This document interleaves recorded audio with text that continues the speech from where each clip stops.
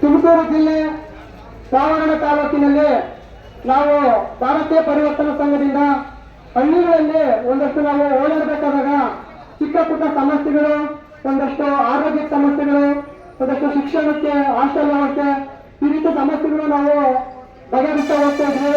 ಜೊತೆಗೆ ಜನ ಹೇಳ್ತಾ ಇದ್ರು, ನಾವು ಸುಮಾರು 100 ವರ್ಷದಿಂದ 50 ವರ್ಷದಿಂದ 30 ವರ್ಷದಿಂದ ಸರ್ಕಾರಿ ಗೋಮಾಳ ಜಮೀನಲ್ಲಿ ನಾವು ಉಳುಮೆ ಮಾಡ್ತಾ ಇದ್ವಿ. ನಾವು 57 ನಮ್ಮನ್ನ ಅರ್ಜಿ ಹಾಕೊಂಡಿದ್ವಿ. ಆದ್ರೂ ಕೂಡ ನಮ್ಗೆ ಸಾಗುವಳಿ ಚೀಟಿ ಆಗಿರ್ಬೋದು, ನಮ್ದು ಅಂತ ಏನಿಲ್ಲ ಭೂಮಿನಲ್ಲಿ ಅಂತ ಹೇಳ್ತಾ ಇದ್ರು.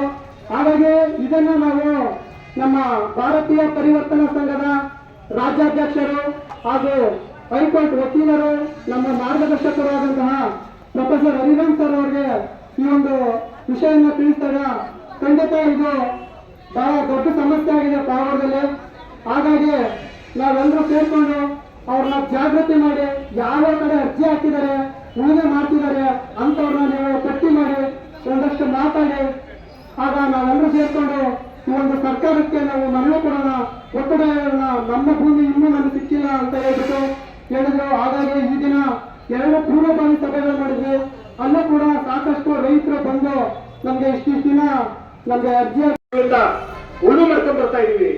ಅದರ ಮುಖಾಂತರ ನಮ್ಮ ಜೀವನ ಸಾಗಿಸ್ತಾ ಇದೀವಿ. ಆದ್ರೆ ಈ 30, 40, 50 ವರ್ಷಗಳಿಂದ ಕೂಡ ನಾವು ಭೂಮಿಯನ್ನ ನಮ್ಮ ಭೂಮಿ ಅಂತ ನಾವು ಅದನ್ನ ಪರಿಗಣಿಸಿಕೊಂಡು ಉಳುಮೆ ಮಾಡ್ತಾ ಬರ್ತಾ ಇದೀವಿ. ಆದ್ರೆ ಯಾವ ಸರ್ಕಾರ ಆ ಭೂಮಿಯನ್ನು ನಮಗೆ ಕೊಡಬೇಕಿತ್ತು? ಯಾವ ಸರ್ಕಾರ ಆ ಭೂಮಿಯ ಒಡೆತನವನ್ನು ನಮಗೆ ಕೊಡಬೇಕಾಗಿತ್ತು? ಯಾವ ಸರ್ಕಾರ ಆ ಭೂಮಿಗೆ ಸಂಬಂಧಪಟ್ಟಂತ ದಾಖಲಾತಿಗಳನ್ನು ತಯಾರಿ ಮಾಡಿ ನಮಗೆ ಕೊಡಬೇಕಾಗಿತ್ತು? ಅದು ಇಲ್ಲಿವರೆಗೂ ಕೊಟ್ಟಿಲ್ಲ.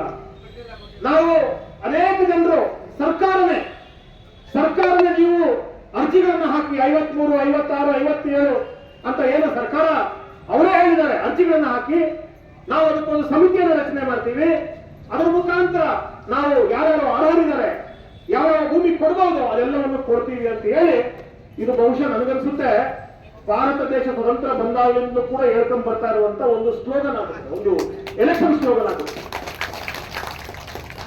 ನಾವು ಸ್ವತಂತ್ರ ಬರೋದಕ್ಕಿಂತ ಮೊದಲು ನಮ್ಮನ್ನ ಬ್ರಿಟಿಷರು ಆಳ್ತಾ ಇದ್ದಾರೆ, ನಮ್ಗೆ ಇಲ್ಲಿ ಬದುಕಲಿಕ್ಕೆ ಅವಕಾಶ ಇಲ್ಲ, ನಮ್ಮ ದುಡಿಮೆನ ಮಾಡ್ಕೊಳ್ಳೋದಕ್ಕೂ ಅವಕಾಶ ಇಲ್ಲ, ಬ್ರಿಟಿಷರು ಒಂದು ರೀತಿ ಈ ದೇಶದ ಓವರ್ಗಳ ರೀತಿ ನಡ್ಕೋತಾ ಇದ್ದಾರೆ ಅಂತ ಬ್ರಿಟಿಷರನ್ನ ದೂರ್ತಾ ಇದೀವಿ.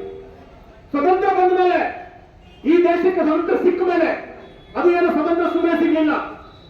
ಲಕ್ಷಾಂತರ ಜನರು ತಮ್ಮ ಪ್ರಾಣವನ್ನ ಪಣಕ್ಕಿಟ್ಟು, ಸಾವಿರಾರು ಜನ ತಮ್ಮ ಪ್ರಾಣವನ್ನ ಕಳ್ಕೊಂಡು ಈ ಭೂಮಿ ನಮ್ಮದಾಗ್ಲಿ, ಈ ದೇಶ ನಮ್ಮದಾಗ್ಲಿ, ಇಲ್ಲಿನ ಸಂಪತ್ತು ನಮ್ಮದಾಗ್ಲಿ, ಇಲ್ಲಿ ಯಾವುದೇ ರೀತಿ ಪರಾವಲಂಬಿಗಳಾಗದೆ ನಾವೇ ಸ್ವಾವಲಂಬಿಗಳಾಗಿ ಇಲ್ಲಿ ನಮ್ಮ ಬದುಕುಗಳನ್ನು ನಾವು ಕಟ್ಕೊಳ್ಳೋಣ ಅಂತ ಹೇಳಿ ಲಕ್ಷಾಂತರ ಜನ, ಸಾವಿರಾರು ಜನ ತಮ್ಮ ಪ್ರಾಣಗಳನ್ನು ತೆತ್ತಾರೆ.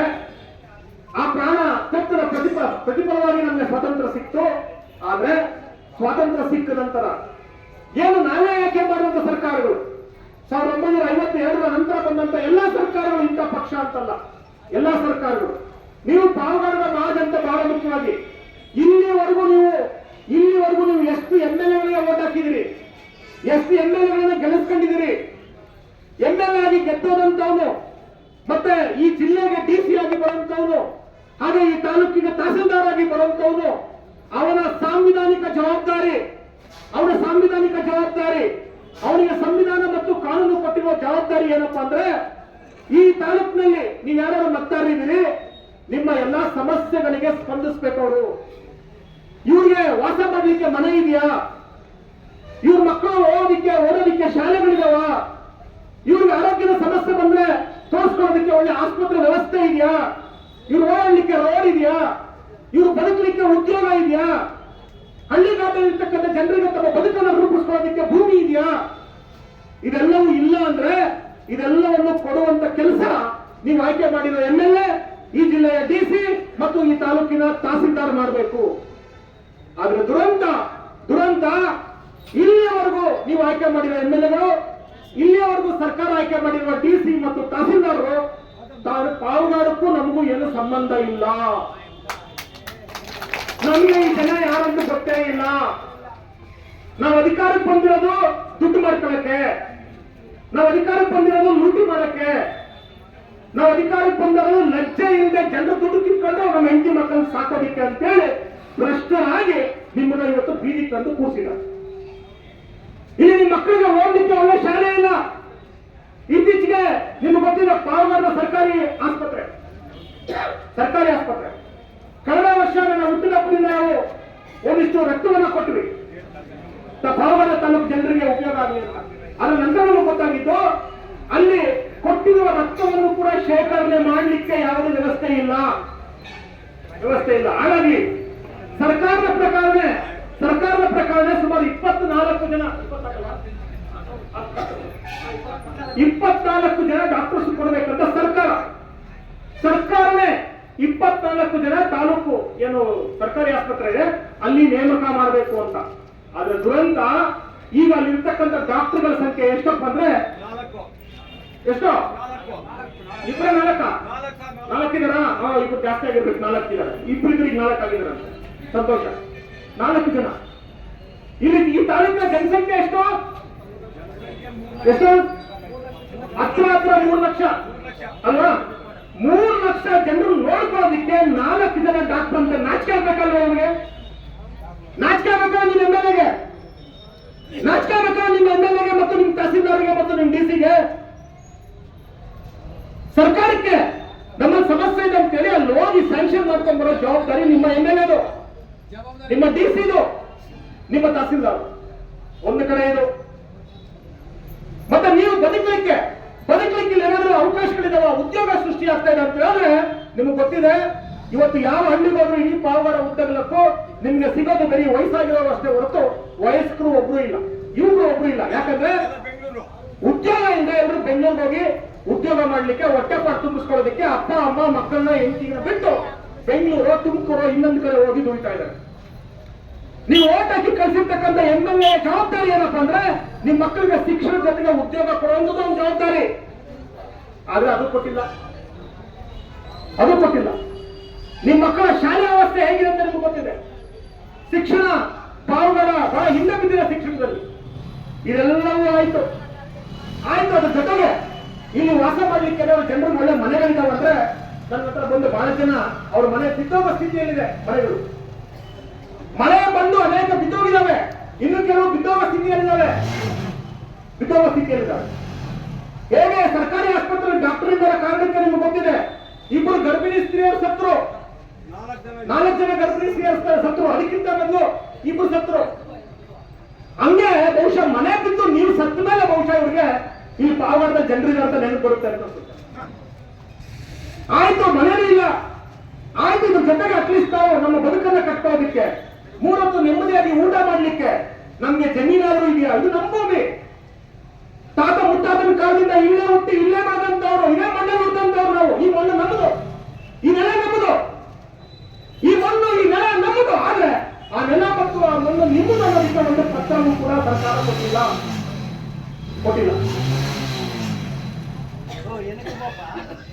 ಎಂಥ ಸ್ಥಿತಿ ತಾಲೂಕು ಪಾವಗಡ ತಾಲೂಕು ತಲುಪಿದೆ ಅಂತ ಹೇಳಿದ್ರೆ ಇವ್ರಿಗೆ ಸಾಮಾನ್ಯ ಜನರ ಕಣ್ಣಿಗೆ ಕಾಣ್ತಾ ಇಲ್ಲ. ನಾವು ಹೋರಾಟ ಶುರು ಮಾಡಿದ್ಮೇಲೆ ನಾವು ಕೂಡ ರೆವಿನ್ಯೂ ಮಂತ್ರಿಯನ್ನ ಭೇಟಿ ಮಾಡಿ ಮಾತಾಡಿದ ಮೇಲೆ ರೆವಿನ್ಯೂ ಮಂತ್ರಿ ಮೊನ್ನೆ ಹೇಳಿದ್ದಾರೆ ನಾವು ಹೋರಾಟ ಪ್ಲಾನ್ ಮಾಡಿದ ನಂತರ ರೆವಿನ್ಯೂ ಮಂತ್ರಿ ಹೇಳಿದ್ದಾರೆ 1 ತಿಂಗಳಿಗೆ ಎಲ್ಲಾ ತಹಸೀಲ್ದಾರರು ಕೂಡ ಈ ಬಗಲುಕುಂ ಜಮೀನಿನ ಸಮಸ್ಯೆಯನ್ನ ಬಗೆಹರಿಸಬೇಕಂತ ರೆವಿನ್ಯೂ ಮಿನಿಸ್ಟರ್ ಹೇಳಿದ್ದಾರೆ. ಅಂದ್ರೆ ಯಾವ ಸರ್ಕಾರದ ಅಡಿಯಲ್ಲಿ ಕೆಲಸ ಮಾಡ್ತಾ ಇದ್ದಾರೆ ಅವ್ರ ಮಾತು ಕೇಳಲ್ಲ.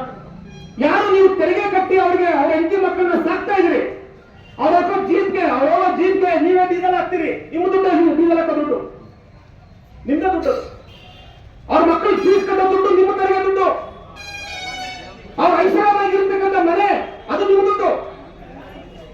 ಒಂದು ಕಡೆ ನಿಮ್ಮ ಮಾತು ಕೇಳಲ್ಲ, ಇನ್ನೊಂದು ಕಡೆ ಸರ್ಕಾರದ ಮಾತು ಕೇಳಲ್ಲ.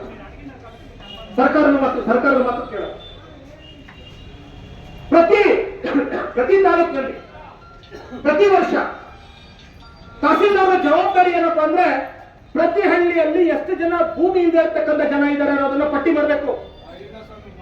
ಯಾರು ಭೂಮ ಇದ್ದಿದ್ದಾರೆ, ಯಾರು ಮನೆ ಇಲ್ಲಿರೋರಿದ್ದಾರೆ, ಇದನ್ನ ಪಟ್ಟಿ ಮಾಡಬೇಕು. ಪಟ್ಟಿ ಮಾಡಿ ಪ್ರತಿ ವರ್ಷವೂ ಕೂಡ ಆಯಾ ಹಳ್ಳಿಯಲ್ಲಿ ಯಾರಿಗೆ ಭೂಮಿ ಇಲ್ಲ ಅವರಿಗೆ ಸರ್ಕಾರಿ ಭೂಮಿ ಎಷ್ಟಿದೆ ಅದನ್ನ ಪತ್ತೆ ಹಚ್ಚಿ ಆ ಭೂಮಿಯನ್ನು ಕೊಡತಕ್ಕಂಥ ಜವಾಬ್ದಾರಿ ಕರ್ತವ್ಯ ತಹಸೀಲ್ದಾರ್. ಅದೇ ಇಲ್ಲಿವರೆಗೂ ಮಾಡಿದಾರ ನಿಮ್ಗದು? ಮಾಡಿದಾರ? ಅಪ್ಲಿಕೇಶನ್ ಹಾಕಿದ್ದಾರೆ, ಮಾಡಿಲ್ಲ. ಮನೆ ಬಿದ್ದು ಹೋಗ್ತಾ ಇದೆ, ಮನೆ ಕಟ್ಕೊಡೋದಿಲ್ಲ. ಪಿಡಿಒಗಳಂತೂ ಇಲ್ಲಿ ಬೇಜವಾಬ್ದಾರಿತನ. ಒಬ್ಬ ಪಿಡಿಒ ಫೋನ್ ಮಾಡಿದ್ರೆ ತೆಗೆಯೋದಿಲ್ಲ. ನಾನು ಅನೇಕ ಹಳ್ಳಿಗಳನ್ನ ಭೇಟಿ ಕೊಟ್ಟಿದ್ದೀನಿ. ಅಲ್ಲಿ ಮೋರಿ ಯಾವುದು ರೋಡ್ ಯಾವುದು ಅಂತ ಗೊತ್ತಾಗಲ್ಲ. ರೋಡೇ ಮೋರಿ ಆಗ್ಬಿಟ್ಟಿದೆ. ನಾವು ಮೋರಿ ಮಾಡಿದೀವಿ ಅಂತೇಳಿ ಲಕ್ಷಾಂತರ ರೂಪಾಯಿ ದುಡ್ಡನ್ನ ಕೊಳ್ಳೆ ಹೊಡೆದಿದ್ದಾರೆ ತಾಲೂಕು ಆಡಳಿತ. ನಾನು ನೇರವಾಗಿ ಹೇಳ್ತಾ ಇದ್ದೀನಿ, ತಾಲೂಕು ಆಡಳಿತ ಲಕ್ಷಗಳ ಕೋಟಿಗಳ ರೂಪಾಯಿಗಳನ್ನ ಕೊಳ್ಳೆ ಹೊಡೆದಿದ್ದಾರೆ ನಿಮ್ಮ ತೆರಿಗೆ ಹಣವನ್ನ, ನಿಮ್ಮ ತೆರಿಗೆ ಹಣವನ್ನ. ಇದು ನಾವು ಕೇಳಬಾರ್ದ ಸರ್ಕಾರಕ್ಕೆ, ನಾವು ಕೇಳಬಾರ್ದ ತಹಸೀಲ್ದಾರ್ಗೆ, ಕೇಳಬಾರ್ದ. ಅವರ ಜನ ಬಂದು ನಮ್ಮ ಸಮಸ್ಯೆ ಇದೆ ಅಂತ ಕೇಳುವವರೆಗೂ ನೀವು ಇಟ್ಕೊಂಡಿದ್ದೀರಿ ಅಂದ್ರೆ ಹಾಗಾದ್ರೆ ನಿಮಗೆ ತಹಸೀಲ್ದಾರ್ ಕೆಲಸ ಮಾಡ್ಲಿಕ್ಕೆ ನಿಮಗೆ ಯೋಗ್ಯತೆ ಇಲ್ಲ, ನಿಮಗೆ ಶಕ್ತಿ ಇಲ್ಲ. ಹಾಗಾಗಿ ಸುಮ್ಮನೆ ನೀವು ರಾಜೀನಾಮೆ ಕೊಟ್ಟು ಮನೆಗೆ ಹೋದ್ರೆ ಒಳ್ಳೇದು ಅಂತ. ಇವತ್ತು ಈ ರೈತರು ಸರ್ಕಾರಿ ಕಾನೂನಿನ ಪ್ರಕಾರ, ಸರ್ಕಾರವೇ ರಚನೆ ಮಾಡಿರ್ತಕ್ಕಂಥ ಕಾನೂನಿನ ಪ್ರಕಾರ 53, 56, 57 ಫಾರ್ಮ್ನಲ್ಲಿ ಈ ಭೂಮಿ ದುಡಿತಾ ಇದ್ದೀವಿ ನಾವು ಇಷ್ಟು ವರ್ಷದಿಂದ, ಈ ಭೂಮಿ ನಮಗೆ ಕೊಡಿ ಅಂತ ಹೇಳಿದರೆ ಇಷ್ಟೊತ್ತಾಗಲೇ ನೀವೊಂದು ಸಮಿತಿಯನ್ನು ರಚನೆ ಮಾಡಿ ಆ ಸಮಿತಿಯ ಪರಿಶೀಲನೆ ಮಾಡಿ ಜಮೀನು ಕೊಡಬೇಕಾಗಿತ್ತು. ಆದ್ರೆ ನಾವು ಈ ಕಾರ್ಯಕ್ರಮ ಮಾಡಬೇಕು ಅಂತ ಬಂದಾಗ, ನಾವು ಯಾವಾಗ ಕಾರ್ಯಕ್ರಮ ರೂಪುರೇಷೆ ಮಾಡಿ ಬಂದಾಗ ಇಲ್ಲಿನ ಕೆಲವು ಅಧಿಕಾರಿಗಳು ಹೇಳ್ತಾರೆ, ಇಲ್ಲ ಸರ್ ನಾವು ಕಮಿಟಿ ಮಾಡ್ತೀವಿ. ಇಷ್ಟನ್ನು ಸರ್ಕಾರ ಕಮಿಟಿ ಮಾಡ್ಬೇಕಂತ ಹೇಳಿ ಎಷ್ಟು ವರ್ಷ ಆಯ್ತು? ಇಷ್ಟು ವರ್ಷ ನಿದ್ದೆ ಮಾಡ್ತಾ ಇದ್ರೆ ನೀವು? ಎಷ್ಟು ವರ್ಷ ಆಯ್ತು? ಅಷ್ಟು ವರ್ಷದ ಏನ್ ಮಾಡ್ತಾ ಇದ್ರಿ ನೀವು? ಭೂಮಿ ಒಬ್ಬ ರೈತನ ಬದುಕನ್ನ, ಭೂಮಿ ಈ ದೇಶದ ಬದುಕನ್ನ ಕಟ್ಟುವಂಥದ್ದು. ಕೇವಲ ಭೂಮಿ ರೈತರ ಬದುಕು ಮಾತ್ರ ಅಲ್ಲ, ಆ ರೈತ ಏನಾದರೂ ಬೆಳೆದರೆ ಮಾತ್ರ ಇಲ್ಲಿ ಎಸಿ ರೂಮಲ್ಲಿ ಕೂತಿರ್ತಕ್ಕಂಥ ತಹಸೀಲ್ದಾರ್ ಆಗಿರ್ಬೋದು, ವಿಧಾನಸಭೆಯಲ್ಲಿ ಕೂತಿರ್ತಕ್ಕಂಥ ಮುಖ್ಯಮಂತ್ರಿ ಆಗಿರ್ಬೋದು, ಇಲ್ಲಿರ್ತಕ್ಕಂಥ ನಾವೆಲ್ಲರೂ ಕೂಡ ಅನ್ನ ತಿಂದು ಬದುಕಲಿಕ್ಕೆ ಸಾಧ್ಯ. ನಮಗೆ ಅನ್ನ ಕೊಡೋ ರೈತರನ್ನ ನೀವು ಬಿಜೆಪಿಯನ್ನು ನಿಲ್ಲಿಸ್ತೀರಲ್ಲ, ಈ ರೈತರ ಶಾಪ ನಿಮ್ಗೆ ತಟ್ಟೋದಿಲ್ವಾ? ಈ ರೈತರ ಶಾಪ ನಿಮ್ಗೆ ತಟ್ಟೋದಿಲ್ವಾ? ಈ ರೈತರ ಶಾಪ ನಿಮ್ಮ ಹೆಂಡತಿ ಮಕ್ಕಳು ತಟ್ಟೋದಿಲ್ವಾ? ಭೂಮಿ ಇದೆ, ಇವತ್ತು ಕೂಡ ಕೆಲಸ ಇದೆ, ಮಕ್ಕಳನ್ನ ಬೆಂಗಳೂರು ಕಳಿಸ್ತಾ ಇದ್ದಾರೆ. ಇಲ್ಲಿರುವಂತವ್ರು ಏನಾದ್ರು ಬೆಳಕಂದ್ರೆ ಅವ್ರಿಗೂ ಭೂಮಿ ಇಲ್ಲ. ಹಾಗಾಗಿ ಸರ್ಕಾರದ ಆದೇಶದಂತೆ ಏನಿವತ್ತು ಅಪ್ಲಿಕೇಶನ್ ಹಾಕೊಂಡಿದ್ದಾರೆ, ಫಾರ್ಮ್ಗಳನ್ನು ಹಾಕೊಂಡಿದ್ದಾರೆ, ಅದರಂತೆ ಆದಷ್ಟು ಬೇಗ ನಾವು ಈ ತಿಂಗಳು ಗಡುವು ಕೊಡ್ತಾ ಇದೀವಿ ಅವರಿಗೆ. ನೀವು ಇವರಿಗೆ ಯಾರ್ಯಾರು ಅರ್ಹರಿದ್ದಾರೆ, ಯಾರ್ಯಾರು ಜಮೀನು ಇಲ್ಲ ಅವ್ರಿಗೆ ಜಮೀನು ಕೊಡಿಸ್ಬೇಕು. ಮತ್ತೆ ಎರಡನೇದು ಬಹಳ ಮುಖ್ಯವಾಗಿ, ಇದು ಬಹಳ ಹಿಂದುಳಿರ್ತಕ್ಕಂಥ ತಾಲೂಕು, ಇಲ್ಲಿ ಶಿಕ್ಷಣ ಇಲ್ಲ, ಬಹಳ ಸಮಸ್ಯೆ ಇದೆ. ಮತ್ತೆ ನೀವು ಯಾವಾಗ ಅಪ್ಲಿಕೇಶನ್ ಹಾಕ್ತೀರಿ ಕರೀತೀರಿ ಅನ್ನೋದು ಇವ್ರಿಗೂ ಗೊತ್ತಿಲ್ಲ ಪಾಪ. ಅವರೇನು ನಿಂತರ ವಿದ್ಯಾವಂತರಲ್ಲ, ನಿಂತರ ಡಿಗ್ರಿ, ಮಾಸ್ಟರ್ ಡಿಗ್ರಿ, KS ಮಾಡ್ಕೊಂಡಿರೋರಲ್ಲ, ಅವರೆಲ್ಲ ಅನಕ್ಷರಸ್ಥರು. ಅವರಿಗೆ ಅಪ್ಲಿಕೇಶನ್ ಹೆಂಗ್ ಹಾಕ್ಬೇಕು ಅನ್ನೋದು ಗೊತ್ತಿಲ್ಲ. ಈಗೆಲ್ಲ ಕಂಪ್ಯೂಟರೈಸ್ ಮಾಡ್ಬಿಟ್ಟಿದ್ದೀರಿ. ಇಲ್ಲಿ ಅನೇಕ ವಿದ್ಯಾವಂತರಿಗೆ ಕಂಪ್ಯೂಟರ್ ಗೊತ್ತಿಲ್ಲ. ಇಲ್ಲ ಪಾಪ ಈ ಅಮಾಯಕ ರೈತರು, ಅನೇಕ ಜನರು ಯಾವಾಗ ಅಪ್ಲಿಕೇಶನ್ ಕರೆದ್ರಿ, ಯಾವಾಗ ಹಾಕಬೇಕು ಅಂತ ಗೊತ್ತಿಲ್ಲ. ಹಾಗಾಗಿ ಅನೇಕ ಜನರು ಭೂಮಿಯನ್ನ ಮಾಡ್ತಾ ಇದ್ರು ಕೂಡ ಅಪ್ಲಿಕೇಶನ್ ಹಾಕಕ್ ಆಗಿಲ್ಲ. ಹಾಗಾಗಿ ಇಡೀ ಪಾವಗಡ ತಾಲೂಕಲ್ಲಿ ಮತ್ತೊಮ್ಮೆ ನೀವು ಒಂದಿಷ್ಟು ಡೇಟ್ ಅನ್ನು ನಿಗದಿಪಡಿಸಿ ಮತ್ತೆ ಅವರಿಗೆ ಅಪ್ಲಿಕೇಶನ್ ಹಾಕ್ಲಿಕ್ಕೆ ಅವಕಾಶ ಮಾಡಿಕೊಡ್ಬೇಕು. ಯಾಕಂದ್ರೆ ಇನ್ನು ಸಾವಿರಾರು ರೈತರು ಆತರ ಜಮೀನು ಉಳ್ಕೊಂಡಿದ್ದಾರೆ, ಅವ್ರಿಗೆ ಅಪ್ಲಿಕೇಶನ್ ಹಾಕಿಲ್ಲ. ಇಲ್ಲಿ ಇವತ್ತು ಬಂದಿರತಕ್ಕಂಥದ್ದು ಕೇವಲ ಅಪ್ಲಿಕೇಶನ್ ಹಾಕಿರ್ತಕ್ಕಂಥವ್ರು. ನಾವು ಕಳೆದ ವಾರ ಇಡೀ ಒಂದಿಷ್ಟು ಹಳ್ಳಿಗಳಿಗೆ ಭೇಟಿ ಮಾಡಿದಾಗ ನಮಗೆ ಸಿಕ್ಕಿರ್ತಕ್ಕಂಥವ್ರು ಇವರು. ನಾವು ಮತ್ತೆ ನಾಳೆಯಿಂದ ಪ್ರತಿ ಹಳ್ಳಿಗೂ ಹೋಗ್ತೀವಿ, ಪ್ರತಿ ಹಳ್ಳಿಯಲ್ಲೂ ಸಭೆ ಮಾಡ್ತೀವಿ, ಪ್ರತಿ ಹಳ್ಳಿಯಲ್ಲೂ ಯಾರ್ಯಾರು ಅಪ್ಲಿಕೇಶನ್ ಹಾಕಿಲ್ಲ ಅವರು ಪಟ್ಟಿ ಮಾಡ್ತೀವಿ, ಅವರು ನಿಮ್ಗೆ ತಂದು ಕೊಡ್ತೀವಿ. ಇವರೆಲ್ಲರಿಗೂ ಜಮೀನು ಕೊಡುವಂತ ಜವಾಬ್ದಾರಿ ನಿಮ್ದು. ಯಾರ ಹತ್ರ ₹1 ದುಡ್ಡನ್ನ ಈಸ್ಕೊಳ್ಳದೆ ನಿಮ್ಮ ಜವಾಬ್ದಾರಿಯನ್ನ ಅವ್ರ ಮೇಲೆ ಏನಿದೆ ಅದನ್ನು ನಿರ್ವಹಿಸಬೇಕು. ನಿಮ್ಮ ಕೈಯಲ್ಲಿ ಮಾಡಕ್ಕಾಗಿಲ್ವಾ? ನಾನೊಬ್ಬ ವಕೀಲ ಹೇಳ್ತಾ ಇದ್ದೀನಿ, ನಿಮ್ಮನ್ನ ನಾನು ಹೈಕೋರ್ಟ್ ತಗೊಂಡ್ಬಂದು ಹೆಂಗ್ ನಿಲ್ಲಿಸ್ಬೇಕು ಅನ್ನೋದು ನನಗೆ ಗೊತ್ತು. ನಿಮ್ಮನ್ನ ಕೋರ್ಟಲ್ಲಿ ಕರ್ಕೊಂಡ್ಬಂದು ಹೆಂಗ್ ಚೀಮಾರಿ ಹಾಕ್ಬೇಕು ಅದು ಗೊತ್ತು ನನಗೆ. ಬೀದಿ ಹೋರಾಟದ ಜೊತೆಗೆ ನ್ಯಾಯಾಂಗದ ಹೋರಾಟ ಮಾಡ್ಲಿಕ್ಕೂ ನಾವು ತಯಾರಿದ್ದೀವಿ. ಆದ್ರೆ ನಿಮಗೇನಾದ್ರೂ ಈ ಪಾವಗಡದ ಮಣ್ಣಿನ ಋಣ ಇದೆ ಅಂತ ಅನಿಸಿದ್ರೆ ಆ ಋಣ ತೀರಿಸಿಕೊಳ್ಳೋ ಕೆಲಸ ಈ ಬಡ ರೈತರಿಗೆ ಭೂಮಿಯನ್ನು ಕೊಡೋ ಮುಖಾಂತರ ಮಾಡ್ರಿ. ಅದರಿಂದ ಅಟ್ಲೀಸ್ಟ್ ನಿಮ್ಮ ಹೆಂಡತಿ ಮಕ್ಕಳಾದ್ರೂ ಒಂದಿಷ್ಟು ಪುಣ್ಯ ಸಿಗುತ್ತೆ. ಈ ರೈತರು ನೋಡ್ರಿ ನಿಮ್ಗೆ ಏನು ಹೊಟ್ಟೆ ಅನಿಸಲ್ವಾ? ನಿಮ್ಗೆ ನಾವಿಷ್ಟು ಖುಷಿಯಾಗಿದ್ದೀವಿ, ಆದ್ರೆ ಈಗ ಒಂದಿಂಚು ಭೂಮಿ ಇಲ್ವಂತ ಏನು ಅನ್ಸಲ್ವ ನಿಮಗೆ? ಹಾಗಾಗಿ ನಾವು ಭಾರತೀಯ ಪರಿವರ್ತನಾ ಸಂಘದ ವತಿಯಿಂದ ಪಾವಗಡದ ಏನು ರೈತರಿದ್ದಾರೆ, ಯಾರು ಬಗರುಕುಂ ಜಮೀನು ಅರ್ಹರಿದ್ದಾರೆ, ಅವರೆಲ್ಲರಿಗೂ ಕೂಡ ಜಮೀನು ಕೊಡಿಸುವಂತ ಒಂದು ಹೋರಾಟವನ್ನು ಮಾಡೋಂತ ಮಾಡಿದೀವಿ. 1 ತಿಂಗಳ ಗಡುವು ಕೊಡ್ತಾ ಇದ್ದೀವಿ ನಾವು. 1 ತಿಂಗಳೊಳಗೆ ಭೂಮಿಯನ್ನ ರೈತರಿಗೆ ಕೊಟ್ಟಿಲ್ಲ ಅಂತ ಹೇಳಿದ್ರೆ ನಾವು ಪಾವಗಡದಿಂದ ವಿಧಾನಸೌಧವರೆಗೂ ಪಾದಯಾತ್ರೆಯನ್ನ ಮಾಡ್ತೀವಿ. ನಿಮ್ಮ ಮರ್ಯಾದೆಯನ್ನ ಜಗತ್ತಿನ ಮುಂದೆ ತೆಗಿತೀವಿ. ನೀವು ಎಂತ ಎಂತ ಎಂತ ಅವಿವೇಕಿಗಳಿದ್ದಾರೆ, ಎಂತ ನಾಲಾಯಕರಿದ್ದಾರೆ ಅಂತೇಳಿ ನಾವು ಇಲ್ಲಿಂದ ಬೆಂಗಳೂರು ನಡ್ಕೊಂಡೋಗಿ ಪಾವಗಡದಿಂದ ಬೆಂಗಳೂರಿಗೂ ಬರುವಂತ ಎಲ್ಲಾ ಜಿಲ್ಲೆ ಮತ್ತು ತಾಲೂಕುಗಳಿಗೆ ನಿಮ್ಮನ್ನ ಹೇಳ್ತೀವಿ. ಹೆಂಗಿದಾರೆ ನೋಡಿ ನಮ್ಮ ತಹಸೀಲ್ದಾರ್ ಅಂತ, ಹೆಂಗಿದಾರೆ ನೋಡಿ ನಮ್ಮ MLA ಅಂತ ಹೇಳ್ತೀವಿ ನಾವು. ನಿಮ್ ಮಾನ ಮರ್ಯಾದೆ ಹರಾಜಾಗ್ತೀವಿ ನಾವು, ಮಾನ ಮರ್ಯಾದೆನ ಹರಾಜಾಗ್ತೀವಿ ಬೀದಿಗಳಲ್ಲಿ. ಹಾಗಾಗಿ 1 ತಿಂಗಳು ನಿಮ್ಗೆ ಗಡುವು ಕೊಡ್ತಾ ಇದೀವಿ. ಈ ಬಡ ರೈತರಿಗೆ ಜಮೀನು ಕೊಡಿ. ಈ ಬಡ ರೈತರು ತಮ್ಮ ಜೀವನವನ್ನ ರೂಪಿಸ್ಕೊಳ್ಳೋದಕ್ಕೆ, ಅನ್ನ ತಿನ್ಲಿಕ್ಕೆ ಮತ್ತು ನಿಮಗೂ ಅನ್ನ ತಿನ್ನಿಸ್ಲಿಕ್ಕೆ ಅವಕಾಶ ಮಾಡ್ಕೊಡಿ. ಇವ್ರು ಬೆಳಿಲಿಲ್ಲ ಅಂದ್ರೆ ನಿಮ್ಗೆ ತಿನ್ನೋದಿಕ್ಕೆ ಅನ್ನ ಸಿಗಲ್ಲ. ನೀವು ತಗೊಳ್ಳೋ ಲಂಚ ಇದೆಯಲ್ಲ, ಲಂಚ ದುಡ್ಡು ಹೊಟ್ಟೆ ತುಂಬಲ್ಲ. ಹೊಟ್ಟೆಗೆ ಅನ್ನನೇ ಬೇಕು, ಹೊಟ್ಟೆಗೆ ಇಟ್ಟೇ ಬೇಕು. ಆ ಹೊಟ್ಟೆಗೆ ಇಟ್ಟು ಅನ್ನ ಬೇಕು ಅಂದ್ರೆ ಈ ರೈತರು ಚೆನ್ನಾಗಿರ್ಬೇಕು, ಈ ರೈತರಿಗೆ ಭೂಮಿ ಬೇಕು. ಇಲ್ಲಿ ನೀವು ಕೂತಿರ್ತಕ್ಕಂಥದ್ದು ಶ್ರೀಮಂತರ ಬಿಸ್ನೆಸ್ ಮೆನ್ಗಳಿಗೆ ಜಮೀನು ಕೊಡ್ಲಿಕ್ಕೆ, ಈ ದುಡ್ಡಿನವ್ರಿಗೆ ಜಮೀನು ಕೊಡ್ಲಿಕ್ಕೆ, ಅಥವಾ ಯಾರೋ ಮೇಲಿರೋರು ಹೇಳಂತವ್ರಿಗೆ ಜಮೀನು ಕೊಡ್ಲಿಕ್ಕಲ್ಲ. ನೀವಿರೋದು ಪ್ರತಿಯೊಬ್ಬ ರೈತನಿಗೂ ಜಮೀನು ಕೊಡ್ತಕ್ಕಂಥದ್ದು ನಿಮ್ ಜವಾಬ್ದಾರಿ. ಹಾಗಾಗಿ ನಾವು ಈ ಒಂದು ಪ್ರತಿಭಟನೆಯನ್ನ ಸಾಂಕೇತಿಕವಾಗಿ ಮತ್ತೆ ಹೇಳ್ತಾ ಇದ್ದೀನಿ. ಇಲ್ಲಿರ್ತಕ್ಕಂಥವ್ರು ಕೇವಲ ಅಪ್ಲಿಕೇಶನ್ ಹಾಕಿರ್ತಾರೆ, ಫಾರ್ಮ್ ಗಳನ್ನ ಹಾಕಿರ್ತಕ್ಕಂಥವ್ರು. ಇನ್ನೊಂದಿಷ್ಟು ಹಳ್ಳಿಗಳು ಹೋಗ್ಬೇಕು ನಾವು. ಇನ್ನೂ ಈ ಸಂಖ್ಯೆ ಬಹುಶಃ ಇನ್ನೂ 10 ಪಟ್ಟಾಗುತ್ತೆ. ಮತ್ತೆ ಇನ್ನು ಅಪ್ಲಿಕೇಶನ್ ಹಾಕದೇ ಇರೋ ಇನ್ನೊಂದು ಜನ ಇದ್ದಾರೆ, ಅವ್ರನ್ನು ಕೂಡ ನಾವು ನಾಳೆಯಿಂದ ಹಳ್ಳಿಗೂ ಭೇಟಿ ಮಾಡ್ತೀವಿ. ನಿಮಗಂತೂ ಸರ್ಕಾರಿ ಸಂಬಳ ತಗೊಂಡು ಹಳ್ಳಿಗಳಿಗೆ ಹೋಗಿ ಸಮಸ್ಯೆ ಕೇಳಬೇಕನ್ನೋದಿಲ್ಲ. ಅದು ನಮಗೆ ಸಾಮಾಜಿಕ ಜವಾಬ್ದಾರಿ ಇದೆ. ಹಾಗಾಗಿ ನಾವು ಹಳ್ಳಿಗೆ ಹೋಗ್ತೀವಿ, ನಾವು ಜನರ ಸಮಸ್ಯೆಗಳನ್ನ ಕೇಳ್ತೀವಿ.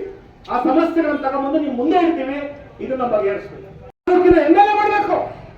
ಆದ್ರೆ MLA ಗೆದ್ದೋದ್ಮೇಲೆ ಎಲ್ಲರೂ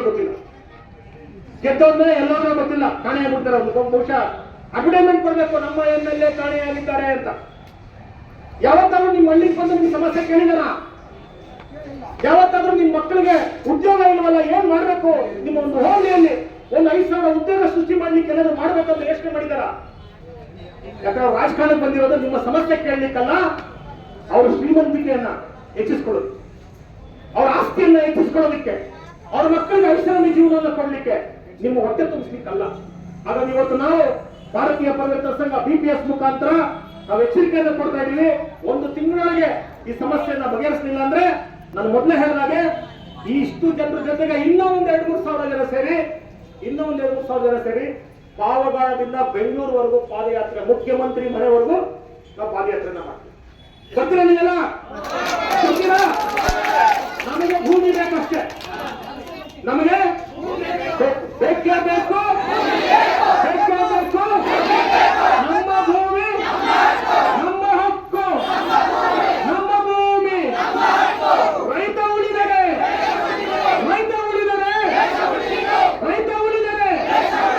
ನಮ್ಮ ಭೂಮಿ ನಮ್ಮ ಹಕ್ಕು.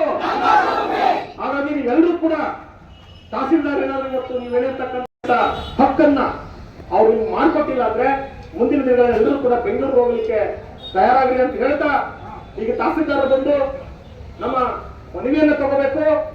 ನಮ್ಮ ಮನವಿ ತಗೊಂಡ ನಂತರ ನೀವು ಜನರಿಗೆ ಏನ್ ಭರವಸೆ ಕೊಡ್ತೀರೋ ಕೊಡ್ರಿ. ಮತ್ತೆ ಅದ್ರ ಜೊತೆಗೆ ಇನ್ನೊಂದಿಷ್ಟು ಸಮಸ್ಯೆಗಳಿದಾವೆ. ನೀವು ಇಲ್ಲೇ ಚರ್ಚೆ ಮಾಡಿ ಅಂದ್ರೆ ಇಲ್ಲೇ ಮಾಡ್ತೀವಿ, ಇಲ್ಲ ನಿಮ್ಮ ಕಚೇರಿಗೆ ಬಂದು ಕೂತ್ಕೊಂಡು ಚರ್ಚೆ ಮಾಡ್ಬೇಕಾದ್ರೆ ಮಾಡಿ. ಯಾಕಂದ್ರೆ ಅನೇಕ ಹಳ್ಳಿಗಳಲ್ಲಿ ಮನೆಗಳಿಲ್ಲ, ಬಿದ್ದೋಗ ಸ್ಥಿತಿಯಲ್ಲಿದ್ದಾರೆ. ಮನೆಗಳನ್ನ ಕಟ್ಟಿಸ್ಕೊಡ್ಬೇಕು, ಇನ್ನೂ ಕಟ್ಟಿಸ್ಕೊಡಿಲ್ಲ.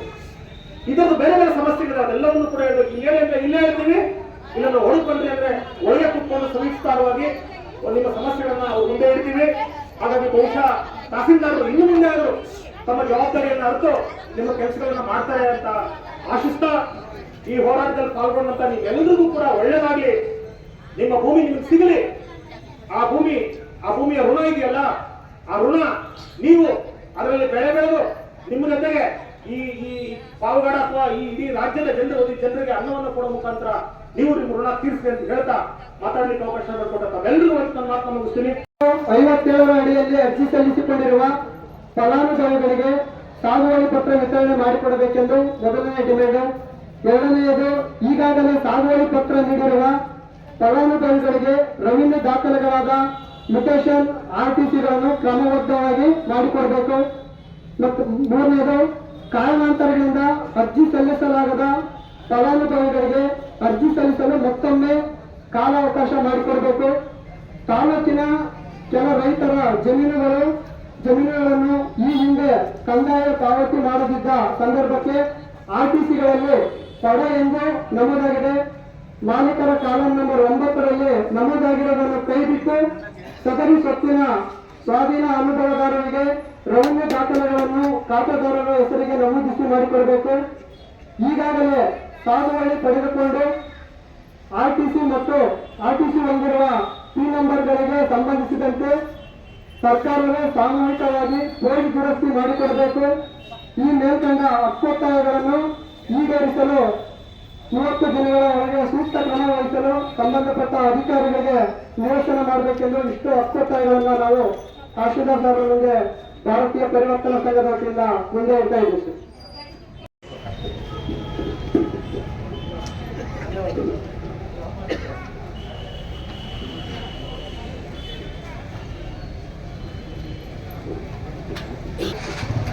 ಭಾರತೀಯ ಪರಿವರ್ತನಾ ಸಂಘ ವತಿಯಿಂದ ಈ ದಿನ ನಮಗೆ ಒಂದು ಮನವಿ ಪತ್ರವನ್ನು ತರಿಸಿದ್ದಾರೆ. ಅದರಲ್ಲಿ ಸುಮಾರು ಒಂದು 5 ಅಂಶಗಳ ಬಗ್ಗೆ ತಮ್ಮ ಹಕ್ಕೊತ್ತಾಯವನ್ನು ಮಂಡಿಸಿದ್ದಾರೆ. ಅದು ಎಲ್ಲ ಪೂರ್ತಿ ನಮ್ಮ ಇಲಾಖೆಗೆ ಸಂಬಂಧಪಟ್ಟದೇ ಇರೋದ್ರಿಂದ ನಾನು ಇದ್ರ ಬಗ್ಗೆ ಹೇಳೋದೇನಂತಂದ್ರೆ, ಈಗಾಗಲೇ ನಮ್ಮನೆ 50, 53 ಮತ್ತು 57 ಸಂಬಂಧಪಟ್ಟಂಗೆ ಸಾಗುವಳಿ ಪತ್ರ ಕೊಡಕ್ಕೆ ತಾವು ಕೇಳಿದ್ದೀರಾ. ಈಗಾಗಲೇ ನಮ್ಮಲ್ಲಿ ಕಮಿಟಿ ಆಗಿದೆ, ಒಂದು ಮೀಟಿಂಗ್ ಆಗಿದೆ. ಆನಂತರ ನಾವೀಗ 53 ಮತ್ತು 57ರಲ್ಲಿ ಸಾಗುವಳಿ ಚೀಟಿ ಕೊಡಕ್ಕೆ ನಮ್ಮೆಲ್ಲರಿಗೂ ನಮ್ಮ ಈಗಾಗಲೇ ಮೀಟಿಂಗ್ ಮಾಡಿ ಸಂಬಂಧಪಟ್ಟ ಗ್ರಾಮ ಲೆಕ್ಕಿಗರೆ ಮತ್ತು ಈಗ ಸಂಬಂಧಪಟ್ಟ ಕಂದಾಯ ತಂಡಗಳಿಗೆ ನಿರ್ದೇಶನ ಕೊಟ್ಟಿದ್ದೀವಿ. ಅವರೆಲ್ಲ ಹೋಗಿ ಫೀಲ್ಡ್ ವೆರಿಫಿಕೇಶನ್ ಮಾಡ್ತಾರೆ. ಮಾಡಿದ ನಂತರ ಅಲ್ಲಿ ಯಾರ್ಯಾರು ಎಲಿಜಿಬಲ್ ಇದ್ದಾರೆ ಅವರು ಖಂಡಿತ ಕೊಡ್ಸಕ್ಕೆ ಮಾನ್ಯ ಶಾಸಕರ ಅಧ್ಯಕ್ಷತೆಯಲ್ಲಿ ಸಮಿತಿ ಇದೆ, ಸಮಿತಿಯಲ್ಲಿ ಮಂಡಿಸಿ ಸಾಗುವಳಿ ಪತ್ರ ಕೊಡಕ್ಕೆ ನಾವು ಕ್ರಮ ಕೈಗೊಳ್ತೀವಿ. ಎರಡನೇದು ತಾವು ಕೇಳಿದಂತೆ ರೆವಿನ್ಯೂ ದಾಖಲೆ ಮ್ಯೂಟೇಷನ್ ಮತ್ತು RTCಗಳನ್ನು ಕ್ರಮಬದ್ಧಗೊಳಿಸಲು ಅಂತ ಕೇಳಿದ್ದೀರಾ. ಈಗಾಗಲೇ ನಾವು ಏನು ಸಾಗುವಳಿ ಚೀಟಿಗಳು ಕೊಟ್ಟಿದ್ದೀವಿ, ಅದಕ್ಕೆ ಸಂಬಂಧಪಟ್ಟ ನಾವು ಈಗಾಗಲೇ ಖಾತೆ ಪಾಣಿಗಳು ಮಾಡಿದ್ದೀವಿ. ಅಕಸ್ಮಾತ್ ಏನಾದ್ರು ಇನ್ನೂ ಆಗಿಲ್ಲ ಅಂತಂದ್ರೆ ತಾವು ಅರ್ಜಿಗಳು ಕೊಟ್ಟರೆ ನಾವು ಅದನ್ನು ಪರಿಗಣಿಸಿ ಅದನ್ನು ಮಾಡೋದಕ್ಕೆ ನಾವು ಕ್ರಮ ಕೈಗೊಳ್ತೀವಿ. ಆಮೇಲೆ ಇನ್ನೊಂದು ತಮ್ಮ 3ನೇ ಬೇಡಿಕೆ ಅಂತ ಕೇಳಿದಿರ ಅಂದ್ರೆ, ತಾವು ಇನ್ನ ಅರ್ಜಿ ಹಾಕೋದಕ್ಕೆ ಅವಕಾಶ ಕೊಡಿ ಅಂತ ಕೇಳಿದಿರ. ಇದು ಸರ್ಕಾರ ಮಟ್ಟದಲ್ಲಿ ಆಗ್ಬೇಕು. ಸರ್ಕಾರದ ಮಟ್ಟದಲ್ಲಿ ಮತ್ತೆ ಏನಾದ್ರೂ ಅರ್ಜಿ ಹಾಕೋಕೆ ಅವಕಾಶ ಕೊಟ್ರೆ ಆ ಸಮಯದಲ್ಲಿ ಇನ್ನೂ ಯಾರಾದ್ರೂ ಅರ್ಜಿಗಳು ಆಗ್ತಾರೆ ಇದ್ರೆ ತಾವು ಸಲ್ಲಿಸಬಹುದು. ಈಗಾಗಲೇ ಹಿಂದೆ ಸುಮಾರು 1 ವರ್ಷಗಳ ಕಾಲ ಸಮಯ ಕೊಟ್ಟಿದ್ರು ಇದು ಸಂಬಂಧಪಟ್ಟಂಗೆ ನಮ್ಮನ್ನ 57ರಲ್ಲಿ. ಮತ್ತೆ ಸರ್ಕಾರ ಅವಕಾಶ ಕೊಟ್ಟಾಗ ತಾವು ಮತ್ತೆ ಅರ್ಜಿ ಸಲ್ಲಿಸಕ್ಕೆ ಅವಕಾಶ ಇದೆ. ಅವಾಗ ನಾವು ಪೇಪರ್ ಅಲ್ಲಿ ಮತ್ತೆ ಎಲ್ಲ ಕಡೆ ಪಬ್ಲಿಸಿಟಿ ಮಾಡ್ತೀವಿ. ಅವಾಗ ಅರ್ಜಿ ಸಲ್ಲಿಸಕ್ಕೆ ಅವಕಾಶ ಇದೆ, ಅರ್ಜಿ ಸಲ್ಲಿಸಬಹುದು. 4ನೇ ಪಾಯಿಂಟು ಪಡ ಕೇಳಿದ್ದೀರಾ.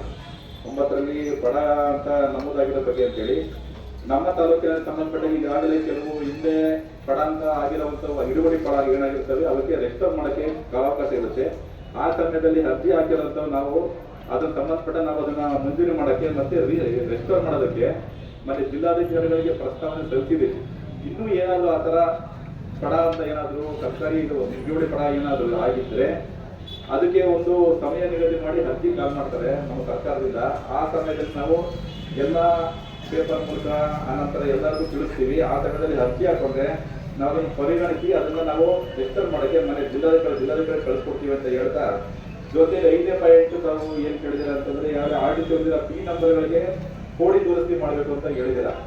ಈಗಾಗಲೇ ಮಾನ್ಯ ಕರ್ನಾಟಕ ಸರ್ಕಾರದ ಆದೇಶದಂತೆ P ದುರಸ್ತಿ ಅಂದ್ರೆ ಕೋಡಿ ದುರಸ್ತಿ ಮಾಡೋದಕ್ಕೆ ಹೇಳಿದಿರ. ಸರ್ಕಾರ ಏನಂತಂದ್ರೆ ಗೌರ್ಮೆಂಟ್ ಲ್ಯಾಂಡ್ಸ್ ಏನ್ ಇಲ್ಲೇ ಮಂಜೂರಾಗಿದ್ದಾವೆ ಅವಕ್ಕೆಲ್ಲವಕ್ಕೂ ನಾವೀಗ ದುರಸ್ತಿ ಮಾಡೋಕ್ಕೆ ಈಗಾಗಲೇ ವರ್ಟಿಫೈ ಮಾಡೋದಕ್ಕೆ ಈಗಾಗಲೇ ಮನೆ ಕಂದಾಯ ಸಚಿವರು ನಮಗೆಲ್ಲ ನಿರ್ದೇಶನ ಕೊಟ್ಟಿದ್ದಾರೆ. ಅದರಂತೆ ಅವರ ಅಧ್ಯಕ್ಷತೆ ಯಾವಾಗ ನಮಗೆಲ್ಲ ಸುಮಾರು ಸಭೆಗಳು ಸಹ ನಡೆಸ್ತವೆ. ಈ ಕಾರ್ಯವನ್ನು ನಾವು ಈಗಾಗಲೇ ಸ್ಟಾರ್ಟ್ ಮಾಡಿದ್ದೀವಿ. ಈ ಸಂಬಂಧಪಟ್ಟಂಗೆ ನಮ್ಮ ಹತ್ರ ಏನು ರೆಕಾರ್ಡ್ಸ್ ಅವೈಲೇಬಲ್ ಇದ್ದಾವೆ ಆ ರೆಕಾರ್ಡ್ಸ್ ತೆಗೆದುಬಿಟ್ಟು ನಾವು ವರ್ಟಿಫೈ ಮಾಡಿ ದುರಸ್ತಿ ಮಾಡಕ್ಕೆ ಕಳಿಸ್ಕೊಡ್ತಾ ಇದ್ದೀವಿ. ಇನ್ನೂ ನಮ್ಮ ಹತ್ರ ಏನೇನು ಬಾಕಿ ಇದಾವೆ ಎಲ್ಲ ಅರ್ಜಿಗಳು ಎಲ್ಲ ರೆಕಾರ್ಡ್ಸ್ ತೆಗೆದುಬಿಟ್ಟು ನಾವು ಅದನ್ನ ರೆಡಿ ಮಾಡಿ ಎಲ್ಲ ಆಂದನೆ ಮಾಡಬೇಕಾಗುತ್ತೆ. ಇದು ಬ್ಯಾನಲ್ಲಿ ಏನು ಮಾಡೋದಿಲ್ಲ. ನೀವೇನು ಅರ್ಜಿ ಕೊಡ್ತೀರಾ ನಮ್ಮ ರೆಕಾರ್ಡ್ ಇರುತ್ತೆ. ಆ ರೆಕಾರ್ಡ್ ಸಂಬಂಧಪಟ್ಟ ವಿಗಳೆಲ್ಲ ಅದನ್ನ ಡಾಟಾ ಎಂಟ್ರಿ ಮಾಡ್ತಾರೆ. ಡಾಟಾ ಎಂಟ್ರಿ ಮಾಡಿದ್ಮೇಲೆ ತಹಸೀಲ್ದಾರ್ ಆಗಿನೂ RI ಆಗಿನೂ ಎಲ್ಲ ಆದ್ಮೇಲೆ ಎಳಿದಾಗಿ ಬಂದು ಆ ನಂತರ ಡಿಡಿನರ್ ಹೋಗುತ್ತೆ. ಡಿಡಿನರ್ ಅಪ್ರೂವ್ ಆದ್ಮೇಲೆ ಅದು ವ್ಯವಸ್ಥೆ ಆಗುತ್ತೆ. ಇದು ಪ್ರೊಸೀಜರ್. ಇದು ಈ ಕೆಲಸನ ಈ ಕಾರ್ಯ ನಾವು ಸ್ಟಾರ್ಟ್ ಮಾಡಿದ್ದೀವಿ. ಸ್ಟಾರ್ಟ್ ಮಾಡಿ ನಮ್ಮಲ್ಲಿ ಈಗಾಗಲೇ ಒಂದು ನಾವು 165 170 ರೆಕಾರ್ಡ್ಗಳು ನಮ್ಮ ಹತ್ರ ಅವೈಲೇಬಲ್ ಗುರುತಿಸ್ತೀವಿ. ಇನ್ನೂ ಪೆಂಡಿಂಗ್ ಇರೋಂಥದ್ದನ್ನ ನಾವು ತೆಗೆದುಬಿಟ್ಟು ಅದನ್ನೆಲ್ಲ ಎಂಟ್ರಿ ಮಾಡಿ ಕೋಡಿ ದುರಸ್ತಿ ಮಾಡೋದಕ್ಕೆ ಕ್ರಮ ಕೈಗೊಳ್ತೀವಿ. ಹಾಗಾಗಿ ಅಂಥವ್ರಿಗೆ ದಯವಿಟ್ಟು ಆದ್ಯತೆ ಯಾರೋ ಇನ್ಫ್ಲೂಯೆನ್ಸ್ ಮಾಡ್ತಾರೆ, ಯಾರೋ ಹೇಳ್ತಾರೆ ಅನ್ನೋದನ್ನ ದಯವಿಟ್ಟು ಅದನ್ನ ಬಿಟ್ಟು ನಿಜವಾಗ್ಲೂ ಯಾರು ಫಲಾನುಭವಿಗಳು ನಿಜವಾಗ್ಲೂ ಯಾರು ಅರ್ಹ ಏನು ಬೇಕಾಗಿದೆ ಅಂಥವ್ರನ್ನ ದಯವಿಟ್ಟು ಬಹಳ ಜನ ಇದ್ದಾರೆ. ಅವರು ಮನೆಗಳನ್ನ ಸರಿಯಾಗಿ ಇದು ಮಾಡ್ತಾರೆ ಅಂತ ಒಂದು. ಆಮೇಲೆ ಎರಡನೇದು, ಇಲ್ಲಿ ನಮಗೆ ಅನೇಕ ಹಳ್ಳಿಗಳಲ್ಲಿ ಏನಂತ ಅಂದ್ರೆ ಇಲ್ಲಿ ಈ ಮೈಕ್ರೋ ಫೈನಾನ್ಸ್ ದೊಡ್ಡ ಸಮಸ್ಯೆ ಇದೆ. ಬಡ್ಡಿ ಚಕ್ರಬಡ್ಡಿಗಳಿಗೆ ದುಡ್ಡನ್ನು ಕೊಟ್ಟು ಮನೆಗಳ ಹತ್ರ ಹೋಗಿ ಅವರಿಗೆ ಮಾನಸಿಕವಾಗಿ ದೈಹಿಕವಾಗಿ ಕಿರುಕುಳ ಕೊಡ್ತಾ ಇದ್ದಾರೆ. ಹಾಗಾಗಿ ದಯಮಾಡಿ ತಾವು ಪೊಲೀಸ್ ಇಲಾಖೆಯಲ್ಲಿ ಮಾತಾಡಿ ಇದ್ರ ಬಗ್ಗೆ ಕೂಡ ಒಂದಿಷ್ಟು, ಯಾಕಂದ್ರೆ ಕಾನೂನು ವಿರೋಧವನ್ನು ಚಟುವಟಿಕೆ ಚಕ್ರಬಡ್ಡಿಗಳನ್ನು ಕೊಡುವಂಥದ್ದು ಅದು ಕಾನೂನು ವಿರೋಧಿ ಚಟುವಟಿಕೆ. ಹಾಗಾಗಿ ದಯಮಾಡಿ ತಾವು ತಮ್ಮಲ್ಲಿ ನಾವು ಮನವಿ ಮಾಡ್ತಾ ಇದ್ದೀವಿ. ಆ ಸಮಸ್ಯೆಯನ್ನು ಕೂಡ ಬಗೆಹರಿಸಬೇಕು. ಮತ್ತೆ ಪ್ರತಿಯಲ್ಲಿ ಮಾತಾಡಿದ್ದೀವಿ, ಅನೇಕ ಹಳ್ಳಿಗಳಲ್ಲಿ ಚರಂಡಿಗಳೇ ಇಲ್ಲ, ರೋಡ್ ಇಲ್ಲ, ಬಹಳ ಸಮಸ್ಯೆಗಳಿದೆ. ಹಾಗಾಗಿ ಎಲ್ಲವನ್ನೂ ಕೂಡ ಬಗೆಹರಿಸ್ತೀವಿ ಅಂತ. ಯಾಕಂದ್ರೆ ಈಗಾಗಲೇ ನಾವು ಕಡೆ ಹೇಳಿದಾಗ ನೀವು ನಿಮ್ಮ ಅಧಿಕಾರಿಗಳನ್ನ ಕಳಿಸಿ ಪರೀಕ್ಷೆ ಮಾಡಿದ್ರೆ ಬಟ್ ಇನ್ನೂ ಕೆಲಸ ಮುಗಿದಿಲ್ಲ. ಹಾಗಾಗಿ ಎಲ್ಲ ಕಡೆ ಅದನ್ನ ಸಾರ್ವಜನಿಕ ಹಿತಾಸಕ್ತಿಯಿಂದ ಕೆಲಸ ಮಾಡಿ ಅಂತ ಹೇಳಿ ಮತ್ತೆ ನಾನು ಎಲ್ಲರ ಪರವಾಗಿ ಕಾಲದಲ್ಲಿ ಟೋಟಲ್ 200 ಎಕರೆ ಜಮೀನು ಮಂಜೂರು ಮಾಡಿ ನಾವು ಇಒ ಸಾಹೇಬರಿಗೆ ಹ್ಯಾಂಡ್ ಓವರ್ ಮಾಡಿದ್ವಿ. ಅದು ಪ್ರೊಸೀಜರ್ ನಿಮಗೆಲ್ಲ ಗೊತ್ತಿರಬೇಕು. ಮತ್ತೆ ನೀವು ಅಟೆಂಡ್ ಆಗಬೇಕು. ಸುಮ್ಮನೆ ಇಲ್ಲಿ ಬಂದ್ಬಿಟ್ಟು ಬಂದಿಲ್ಲ ಅಂದ್ರೆ ತಪ್ಪಾಗುತ್ತೆ. ಯಾಕೆಂದ್ರೆ ಅದಕ್ಕೆ ಒಂದು ಪ್ರೊಸೀಜರ್ ಗ್ರಾಮ ಸಭೆಯಲ್ಲಿ ಎಲ್ಲ ಇರ್ತಾರೆ. ಗ್ರಾಮ ಸಭೆಯಲ್ಲಿ ಈಗಾಗಲೇ ನಾವೇನು ಒಂದು 200 ಎಕರೆ ಜಮೀನು ಆಗಲೇ ನಾವು ಮಂಜೂರು ಮಾಡಿ ಕೊಟ್ಟಿದ್ದೀವಿ. ಅದನ್ನು ಶೀಘ್ರದಲ್ಲಿ ಈಗ ಸ್ಟಾರ್ಟ್ ಮಾಡ್ತಾರೆ. ಪ್ರತಿ ಗ್ರಾಮ ಪಂಚಾಯತಿಗಳು ಗ್ರಾಮ ಸಭೆ ಮಾಡ್ತಾರೆ. ಗ್ರಾಮ ಸಭೆ ಮಾಡಿದಾಗ ನೀವು ಅಲ್ಲಿ ಹೋಗ್ಬಿಟ್ಟು ಅರ್ಜಿ ಕೊಟ್ಟು ಅಲ್ಲಿ ಸೇರಿಸಬೇಕಾಗುತ್ತೆ. ಸೇರಿಸಿದ ಮೇಲೆ ಅಲ್ಲಿ ನಿಮ್ಮನ್ನ ಯಾರು ಕೊಡ್ಕೊಡೋದಿರ್ತಾರೆ ಅವೆಲ್ಲ ಪರಿಶೋಧನೆ ಮಾಡಿ ಕಟ್ಟೋದಕ್ಕೆ ಕೊಡೋದಕ್ಕೆ ಮಂಜೂರು ಮಾಡಿಕೊಡ್ತಾರೆ. ಆನಂತರ ನಿಮ್ಮ ಮನೆಗಳಿಗೆ ಸ್ಯಾಂಕ್ಷನ್ ಆಗಿ ನೆಕ್ಸ್ಟ್ ಮನೆಯೂ ಸಹ ಅವರೇ ಕಟ್ಕೊಡ್ತಾರೆ. ಈಗಾಗಲೇ ನಾವು ಇದನ್ನ ಸಂಬಂಧಪಟ್ಟ ಇಒ ಸಾಹೇಬರನ್ನು ಮಾತಾಡಿದ್ದೀನಿ. ಅದು ಹೇಳಿದ್ದೀವಿ. ಅದನ್ನು ಫಾಲೋ ಮಾಡ್ತಾರೆ. ಸ್ವಲ್ಪ ಇಂಪಾರ್ಟೆಂಟ್ ಅಂದ್ರೆ ನೀವು ಗ್ರಾಮ ಸಭೆಯಲ್ಲಿ ಕಡ್ಡಾಯ ಭಾಗವಹಿಸಬೇಕು. ಭಾಗವಹಿಸಿದ ನಂತರ ನಿಮಗೆ ಅಲ್ಲಿ ಮನೆಗಳು ಮಂಜೂರು ಮಾಡೋದು ಮತ್ತೆ ಈಗ ನಿಮ್ಮ ಸೈಟ್ ಮಂಜೂರು ಮಾಡೋದು ಇಷ್ಟೊಳಗೆ ಕ್ರಮ ಕೈಗೊಳ್ತಾರೆ ಒಂದು. ಆಮೇಲೆ ಫೈನಾನ್ಸ್ ಬಗ್ಗೆ ಹೇಳಿದ್ರೆ ನಾವು ಪೊಲೀಸ್ ಹತ್ರ ಸ್ವಲ್ಪ ಮಾತಾಡ್ತೀವಿ. ಆನಂತರ ಹರಿರಾಮ್ ಅವರು ನಮಗೆ ಒಂದು 2 ಸಲ ಫೋನ್ ಮಾತಾಡಿದ್ರು. ಯಾರಂದ್ರೆ ಯಾರೋ ಒಂದು 2 ಪಂಚಾಯತ್ ಪ್ರಾಬ್ಲಮ್ ಇದ್ದಾಗ ನಾನು ಸಂಬಂಧಪಟ್ಟ ಇಒ ಆಯ್ತು ಈಗ ಒಂದು ಕೆಲಸ ಮಾಡಿ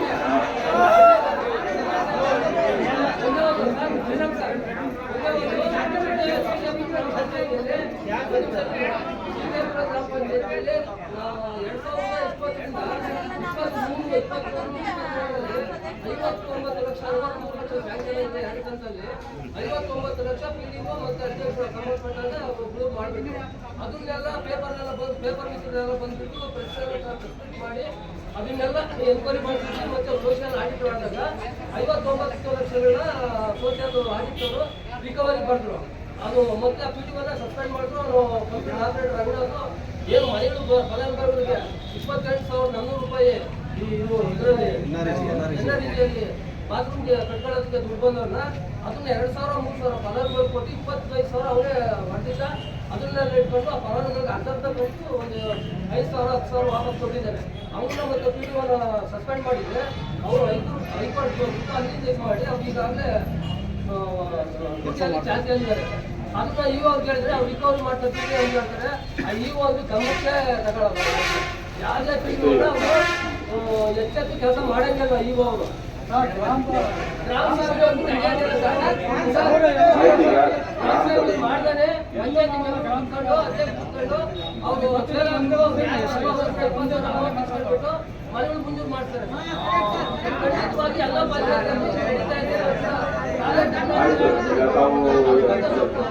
ಗಮನ ಕೊಟ್ಟು ಇವು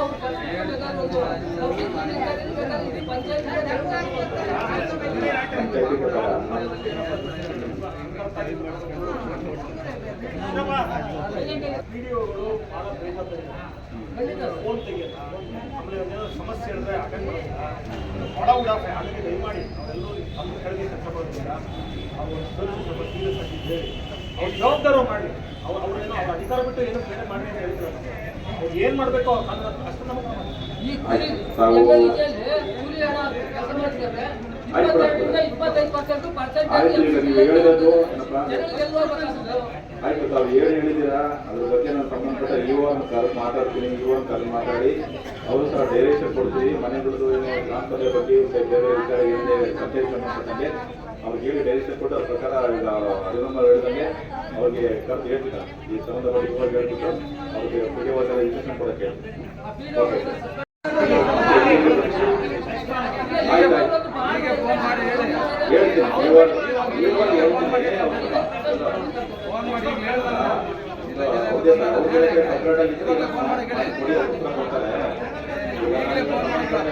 ಹೇಳ್ತೀನಿ ಗ್ರಾಮ ಸಭೆಯಲ್ಲೆಲ್ಲ ಮನೆಗಳಿಗೆ ಕೊಡ್ತಾರೆ. ಅವ್ರು ಸಹಜವಾಗಿ ಈ ಬಗ್ಗೆ ಏನು ಹೇಳಿದ್ರೆ ಏನು ಯಾರು ಎಲ್ಲ ಅವಲಂಬನೆ ಮಾಡ್ತಾರೆ ಅಂತ ಅದ್ರ ಸಂಬಂಧಪಟ್ಟಂಗೆ ಇವತ್ತೇ ನಾನು ಗಮನ ತರ್ತೀನಿ. ಅವ್ರಿಗೆ ಹೇಳ್ಬಿಟ್ಟು ಗ್ರಾಮ ಸಭೆಗಳನ್ನು ಕರೆಕ್ಟಾಗಿ ನಡೆಯೋದಕ್ಕೆ ಕ್ರಮ ತೆಗೆದುಕೊಳ್ಳೋದು ನಾವು ಹೇಳ್ತೀವಿ. ಸಂಬಂಧಪಟ್ಟ ಇವಾಗ ಗಮನಕ್ಕೆ ಹೇಳ್ತೀನಿ. ಇವಾಗ ಹೇಳ್ಬಿಟ್ಟು ಅವ್ರು ಹೇಳಿದ್ರಲ್ಲ ಏನು ಹೇಳೋದು ಇಂಪಾರ್ಟೆಂಟ್ ಬಹಳ ಮುಖ್ಯವಾಗಿ ಅಂತಂದ್ರೆ ಪ್ರಸಿದ್ಧ ಪ್ರಕಾರ ಆಗ್ಬೇಕಾಗುತ್ತೆ. ಪ್ರಸಿದ್ಧ ಪ್ರಕಾರ